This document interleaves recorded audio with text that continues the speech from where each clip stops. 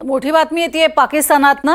पहलगाम दहशतवादी हल्ल्यामागे दुसरं तिसरं कोणी नसून लष्कर प्रमुखच असं पाकिस्तानमधनच दावा करत पहलगाममधील दहशतवादी हल्ल्यानंतर वक्तव्य केलेलं आहे। भारत पाकिस्तानमधील संबंध ताणले गेलेत। यामुळे दोन्ही देशांमध्ये संघर्ष निर्माण होण्याची दाट शक्यता आहे। अशातच पाकिस्तानी सेनेतील लष्करातील माजी मेजर तथा विश्लेषक आदिल रझा यांनी हा खळबळजनक दावा केलाय। जम्मू काश्मीरमध्ये पहलगाम या निसर्गरम्य अशा पर्यटन स्थळी झालेल्या रक्तरंजित घटनेमागे पाकिस्तानचे लष्कर प्रमुख जनरल आसिम मुनीर यांचा डाव असल्याचा मोठा दावा त्यांनी केलाय।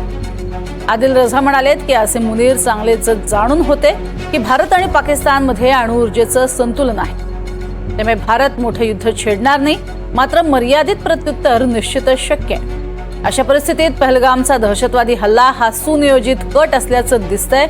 यामध्ये पाकिस्तानी जनतेला भारताविरोधी आणि काश्मीरच्या समर्थनार्थ अजेंड्यावर प्रोत्साहित करून त्यांना एकत्रित करण्याचा उद्देश दिसतोय।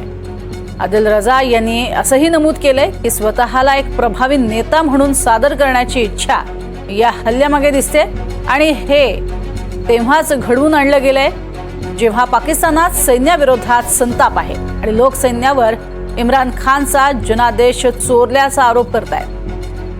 त्यामुळे पाकिस्तानातच